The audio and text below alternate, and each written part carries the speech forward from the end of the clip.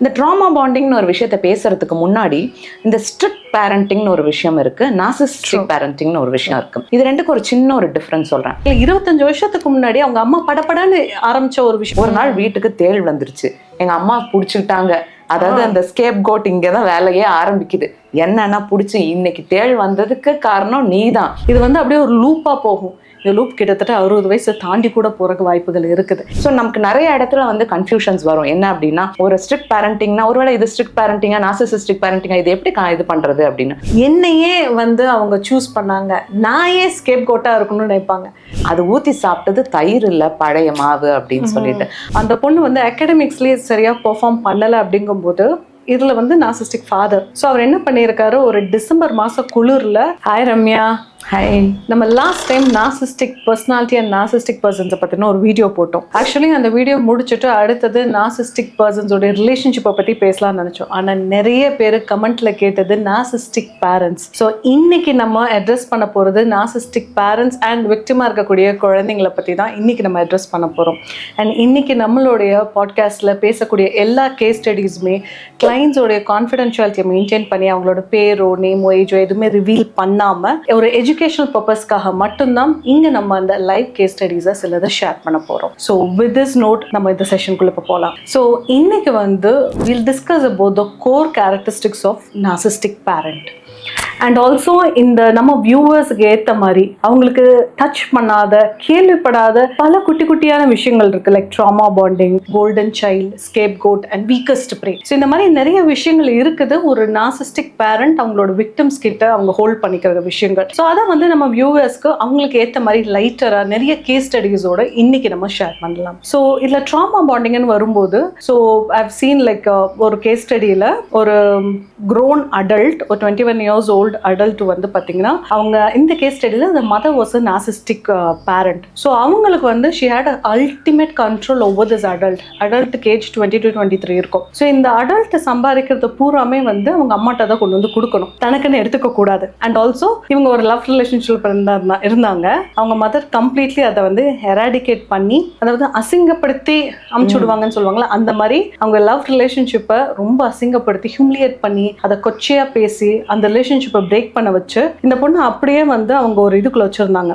So இந்த பொண்ணு கிட்ட கவுன்சிலிங்க்கு வரும்போது when we educated her on the independency, emotional independency, the financial independency சொல்லும்போது, அது எப்படி மேம் அம்மா விட்டுட்டேன், அது எப்படி மேம் எங்கள் அம்மாவே நான். ஸோ இது என்னன்னு பார்த்தீங்கன்னா ரம்யா, ஒரு கிளைண்ட் வந்திருந்தாங்க. ஸோ அந்த பொண்ணு வந்து பார்த்தீங்கன்னா அவங்க அம்மா வந்து என்ன செய்வாங்கன்னா, அது சாரி கேட்குற வரைக்கும் அவங்கள போட்டு ஏதாவது ஒன்று பண்ணுவாங்க. தூங்கிடுமா, எந்திரி அப்படின்னு சொல்கிறதா இருக்கும். இப்போ எவ்வளோ ஒரு பதட்டமாக எந்திரிச்சிருப்பாங்க. எந்திரிச்சு நீ எப்படி இப்படி பண்ணலாம், நீ எப்படி இதை செஞ்ச, எதை நினச்ச நீ இப்படி பண்ணுன்னு அப்படின்னு கேட்கும்போது, அந்த பொண்ணுனா அந்த பதட்டத்துலேயும் இல்லாம அந்த ஷாக்கையும் தாண்டி ஏதோ ஒன்று பண்ணி அந்த சாரி கேட்டுறணும். அந்த பொண்ணு வந்து சாரி கேட்டே ஆகணுங்கிறக்கா வேண்டி அவங்கள வந்து ஒரு மாதிரி சீப்பான ஒரு மென்டாலிட்டியில் வந்து அவங்க ட்ரீட் பண்ணுவாங்க. ஸோ இதில் வந்து பார்த்தீங்கன்னா அந்த பொண்ணு சொல்லக்கூடிய அந்த சாரியில் they'll get cheap satisfaction. And அதோட அது முடியாது. again அடுத்த ப்ராப்ளம் வரும். there'll be another trauma again and again அந்த பொண்ணு சாரி கேட்கும்போது again அந்த நார்சிஸ்டிக் பேரண்ட் வந்து சாட்டிஸ்ஃபை ஆவாங்க. இது வந்து அப்படியே ஒரு லூப்பாக போகும். இந்த லூப் கிட்டத்தட்ட 60 வயசு தாண்டி கூட போகிறக்கு வாய்ப்புகள் இருக்குது. ஆனால் என்னென்னா அந்த விக்டிம் அதை கேரி பண்ணிகிட்டே தான் இருப்பாங்க. அந்த லூப்புக்குள்ளேயே அவங்க இருப்பாங்க. அந்த பேரண்ட் எப்பவுமே சாட்டிஸ்ஃபை பண்ணணும், அவங்களுக்கு சாரி கேட்கணும், அவங்கள நல்லாவே வச்சுருக்கணும், அவங்க கோவப்பட்டுறக்கூடாதுங்கிறக்காக வேண்டி அவங்க போடுற எஃபர்ட்டில் தான் இந்த ட்ராமா பாண்டிங்லேயே அவங்க சிக்கிறாங்க. ஓகே, அந்த ட்ராமா பாண்டிங் பற்றி பேசலாம் நிஷா. ஃபர்ஸ்ட் அந்த ட்ராமா பாண்டிங்னா என்ன அப்படின்னு சொல்லிடுவோம். இந்த ட்ராமா பாண்டிங்னு ஒரு விஷயத்த பேசுறதுக்கு முன்னாடி இந்த ஸ்ட்ரிக்ட் பேரண்டிங்னு ஒரு விஷயம் இருக்கு, நார்சிசிஸ்டிக் பேரண்டிங்னு ஒரு விஷயம் இருக்கு. இது ரெண்டுக்கு ஒரு சின்ன ஒரு டிஃபரன்ஸ் சொல்றேன். இந்த ஸ்ட்ரிக்ட் பேரண்டா இருக்கிறவங்க குழந்தைங்க தப்பு பண்ணாங்கன்னா பனிஷ் பண்றது எப்படி இருக்கும்னா, கண்டிச்சுட்டே சாப்பாடு போட்டு கொடுப்பாங்க குழந்தைங்களுக்கு. இவங்க ஸ்ட்ரிக்ட் பேரண்டிங். அதே நார்சிசிஸ்டிக் பேரண்டிங்னு வரும்போது தான் கண்டிக்கிறதே சாப்பாடு போடாம வைக்கிறது தான் அப்படிங்கிறது தான் நார்சிசிஸ்டிக் பேரண்டிங். ஸோ அவங்க பனிஷ்மெண்ட்டே எப்படி பண்ணுவாங்கன்னா, உனக்கு இன்னைக்கு சாப்பாடு கிடையாது, நீ வந்து என்ன வேணா பண்ணிக்கோ, பாத்துக்கலாம், நான் சாப்பாடு போடுறதுனால தானே நீ பண்ற அப்படிங்கிறது தான் நார்சிசிஸ்டிக் பேரண்டிங்.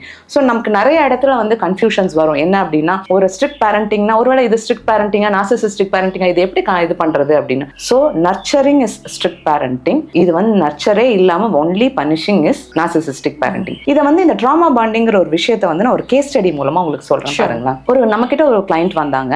அந்த பொண்ணு வந்து இப்ப அவங்க வந்து ஒரு 40 இயர்ஸ்ல இருக்காங்க. அவங்க சொன்ன விஷயம் என்னன்னா, எப்பவும் திடீர்னு நைட்டு நான் தூங்கிட்டு இருக்கும் போது எந்திரிச்சு அலறுவேன், திடீர்னு கத்துவேன், எதுக்கு கத்துறேன்னு தெரியாது, என் ஹஸ்பண்ட் குழந்தைங்க எல்லாம் என்ன தட்டி தட்டி கொடுப்பாங்க, அதுக்கப்புறம் நம்ம முழிப்பு வரும்.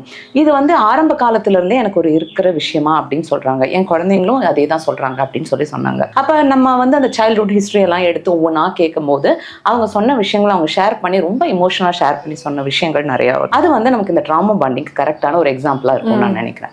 அவங்க சொன்ன விஷயம் என்ன அப்படின்னா, நான் வந்து ஏதோ ஒரு தப்பு பண்ணிட்டேன்னா, நான் சின்னதுல இருக்கும்போது ஸ்கூல் டேஸ்லயோ காலேஜ் டேஸ்ல இருக்கும்போது ஏதாவது ஒரு தப்பு பண்ணிட்டேன் அப்படின்னா எங்க அம்மா என்ன பண்ணுவாங்க அப்படின்னா, நான் அந்த தப்புக்கு மன்னிப்பு கேட்கணும் அப்படின்னு நினைப்பாங்க. எனக்கு அந்த புரிதல் இருக்காது. எங்க அம்மா கிட்ட நாம போய் மன்னிப்பு கேட்கணும் அப்படிங்கிற புரிதல் இருக்காது. ஆனா நான் என்ன பண்ணுவேன், நான் பாட்டுக்கு போவேன் வருவேன், அம்மா பேச மாட்டேங்கிறாங்க அப்படிங்கறது மட்டும்தான் நமக்கு தெரியும்.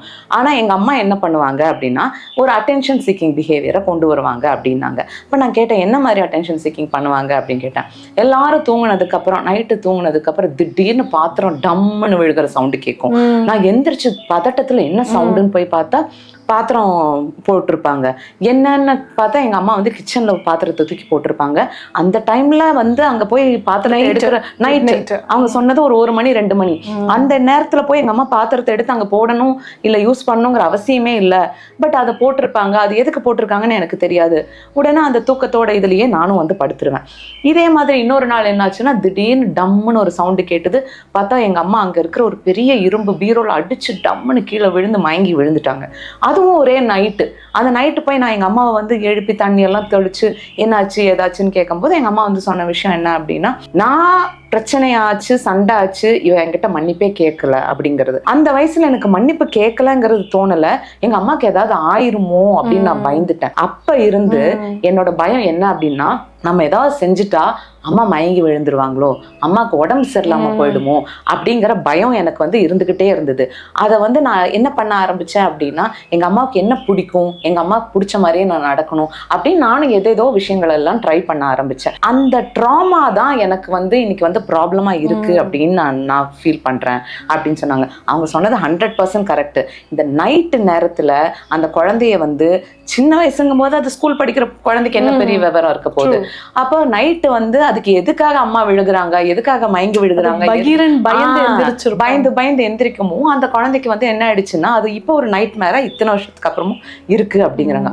கிட்டத்தட்ட அதெல்லாம் நடந்து அவங்க ஸ்கூல் டேஸ்ல இருந்து சொல்ற கணக்கு பார்த்தா 40 வயசு 40 வயசா இருக்கும் போது அவங்களுக்கு வந்து இத்தனை வருஷ காலமா நான் இதை அண்டர்கோ பண்றேன். அப்புறம் தான் நான் நினைச்சேன், இல்ல இது என்னன்னு எனக்கு தெரிஞ்சுக்கணும்னு சொல்லிட்டு தான் வந்தேன் அப்படின்னாங்க. அவங்க சொன்னது 100% கரெக்ட். அவங்க என்ன பண்ணியிருக்காங்க அப்படின்னா, அம்மா கூட இருக்கிற அந்த ரிலேஷன்ஷிப்பை கெடுத்துக்க கூடாது, அம்மாவை வந்து கரெக்டா பிடிச்சு வச்சுக்கணும், எப்படியாவது நான் நல்ல பிள்ளையா இருக்கணும் அப்படிங்கிற ஒரு விஷயத்துல அவங்க அம்மாக்காகவே சரி அம்மாவை நம்ம இது பண்ணிடக்கூடாது அது பண்ணிடக்கூடாதுன்னு இது அவங்க பிடிச்ச மாதிரி நடந்திருக்காங்க. ஆனா அவங்க அம்மா பண்ணதெல்லாம் என்ன ஆயிருக்கு அப்படின்னா, இவங்களுக்கு ஒரு நைட் மேரா ஃபார்ம் ஆயிடுச்சு. ஸோ அந்த ட்ராமா பாண்டிங்கே உங்களுக்கு பெரிய ட்ராமாவாகி இன்னைக்கு இந்த போஸ்ட் ட்ரோமேட்டிக் டிஸார்டர் மாதிரி ஒரு சுச்சுவேஷன்ல வந்து நிக்கிறாங்க. ஸோ இந்த கேஸ் ஸ்டடி வந்து நான் ரொம்ப ஆச்சரியமா பார்த்த ஒரு விஷயம். ஸோ இது வந்து நார்சிசிஸ்டிக் பேரண்டிங்ல மட்டும்தான் இது நடக்கும். ஏன்னா ஸ்ட்ரிக்ட் பேரண்டிங் வந்து இது பண்ண மாட்டாங்க. குழந்தைங்களை கண்டிக்கணும்னு நினைப்பாங்க, பயமுறுத்தணும்னு நினைக்க மாட்டாங்க. ஸோ அடிச்சுட்டாலும் இந்த ஸ்ட்ரிக்ட் பேரண்டிங்ஸ் எல்லாம் வந்து பாத்தீங்கன்னா, அடிச்சுட்டாலும் நைட் வந்து அந்த பிள்ளைங்கிட்ட கொஞ்சம் ஒரு சாரி கேட்டுட்டு போய் படுப்பாங்க. அது குழந்தை தூங்கி இருந்தாலுமே அதுதான் டிஃபரன்ஸ். பேரண்ட்ஸ் வந்து சரி நான் அம்மா அடிச்சிட்டேன் அப்பா அடிச்சிட்டேன் அப்படின்னு சாரி கேட்கறாங்க இல்லையா, அது ஸ்ட்ரிக்ட் பேரண்டிங்ல நடக்கும். நார்சிசிஸ்டிக் பேரண்டிங்ல குழந்தைங்க சாரி கேட்கணும். நீ சாரி கேட்கற வரைக்கும் நான் வந்து உன்னை விட மாட்டேன்னு. ஆனா அந்த குழந்தைக்கு வந்து ஆக்சுவலா நீ தப்பு பண்ணிட்ட, நீ வந்து ஒரு அம்மாட்ட ஒரு சாரி கேளு இல்ல ஒரு அப்பாட்ட சாரி கேளு இப்படி சொல்லியிருந்தா கூட அந்த குழந்தை பண்ணியிருந்திருக்குமா இருக்கும். ஆனா அது தப்பு, அதை வந்து அவங்க பண்ண மறுக்கிற இடத்துல இந்த நார்சிசிஸ்டிக் பேரண்டிங்கோட ரிசல்ட் வந்து வேற மாதிரி போகுது. ஸோ அங்கதான் இந்த குழந்தைங்க அஃபெக்ட் ஆகி இதுதான் வந்து இந்த ட்ராமாவா வந்து நிக்குது. இந்த குழந்தைங்களுக்கும் வேற வழி இல்லாம அதை கனெக்ட் ஆகி பேரண்ட்ஸோட நிற்கும் போது அது ட்ராமா பாண்டிங். 2 குழந்தைங்களும் 2க்கும் மேற்பட்ட குழந்தைங்க இருக்கிற வீட்டுல ஒரு விஷயம் நடக்கும். Scapegoat versus golden child. இது என்ன அப்படின்னா, ஒரு குழந்தை குழந்தை வந்து பலியாடாவே இருக்கும்.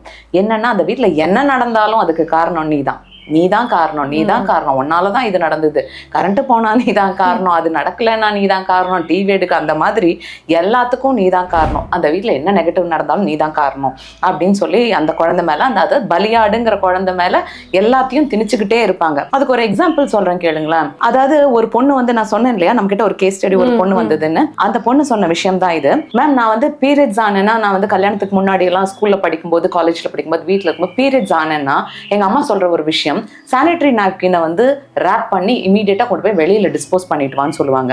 எனக்கு வெளியில வந்து அந்நேரத்துல போறதுக்கு இருட்டா இருக்கும், நைட்டு பயமா இருக்கும், அதனால நான் போக மாட்டேன் மேம். நான் என்ன பண்ணுவேன், வீட்டுக்குள்ள இருக்கிற டஸ்ட்பின்லயே போட்டுட்டு காலையில போட்டுடலாம்னு நினைப்பேன். இப்படி நான் பண்ற ஒரு பழக்கம் எங்க அம்மாக்கு சுத்தமா பிடிக்காது. இதை வந்து எங்க அம்மா திட்டிக்கிட்டே இருப்பாங்க. ஒரு நாள் வீட்டுக்கு தேள் வந்துருச்சு, எங்க அம்மா புடிச்சுக்கிட்டாங்க. அதாவது அந்த ஸ்கேப் கோட் இங்கதான் வேலையே ஆரம்பிக்குது.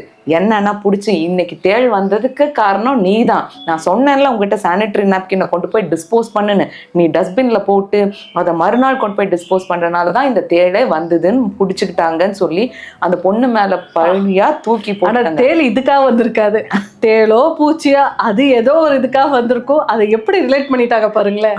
அதுதான் பலியாடுங்கிறத நான் சொன்னேன் இல்லையா, எது நடந்தாலும் நீதான் காரணம் அப்படின்னு. ஆனா நீங்க இந்த இடத்துல நினைக்கலாம், கோல்டன் சைல்டுனா அந்த பயங்கர கோல்டன் சைல்டு தாங்குனா, அதெல்லாம் கிடையாது. கோல்டன் சைல்டு என்ன அப்படின்னா ஒரு ஆல்டர்னேட்டிவ் ஸ்கேப் கோட்.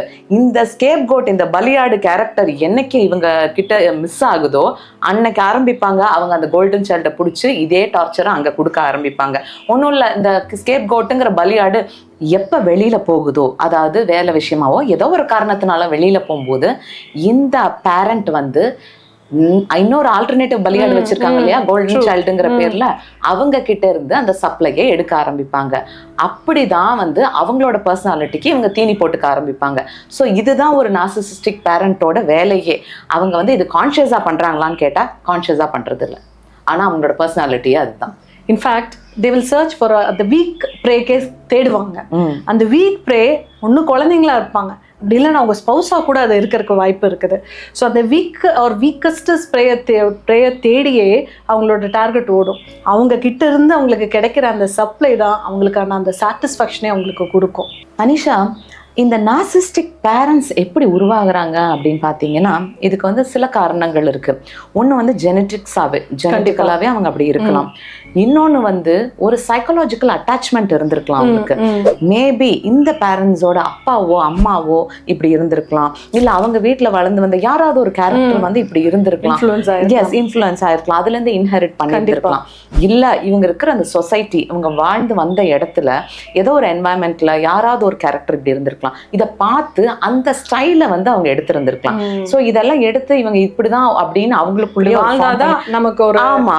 அதுவும் இல்லாம இந்த மாதிரி கேரக்டர்ஸ்க்கு இவங்களுக்கு எல்லாம் என்ன தோணும் அப்படின்னா, சொசைட்டி முன்னாடி தன்னோட இமேஜ்ங்கிறது ரொம்ப முக்கியமா இருக்கும். அப்ப அந்த இமேஜை காப்பாத்திக்கணும் அப்படிங்கிறது அவங்க என்ன நினைப்பாங்கன்னா, அந்த இமேஜ் வந்து அவங்க குழந்தைங்க மூலமா தான் நம்ம காப்பாற்றணும்னு அவங்களே அவங்களுக்கு தெரியாம ஒரு விஷயத்த போட்டு அந்த குழந்தைங்க மேல ஸ்லோவா இதை வந்து திணிச்சுக்கிட்டே இருப்பாங்க. இப்படிதான் அந்த நார்சிஸ்டிக் பேரண்ட் அப்படிங்கிற ஒரு விஷயமே உருவாகுது. ஆனா அவங்களுக்கே தெரியாது இது தப்பு, அவங்க கான்ஷியஸா பண்றது கிடையாது, இது அவங்க பர்சனாலிட்டியோட ஊறி போன ஒரு விஷயமா இருக்கும். ட்ரூ. அண்ட் ஆல்சோ இந்த நார்சிஸ்டிக் பேரண்டோடைய டைரக்ட் விக்டிம் பார்த்தீங்கன்னா ஃபஸ்ட்டு குழந்தைங்க அண்ட் ஆல்சோ த பார்ட்னர்.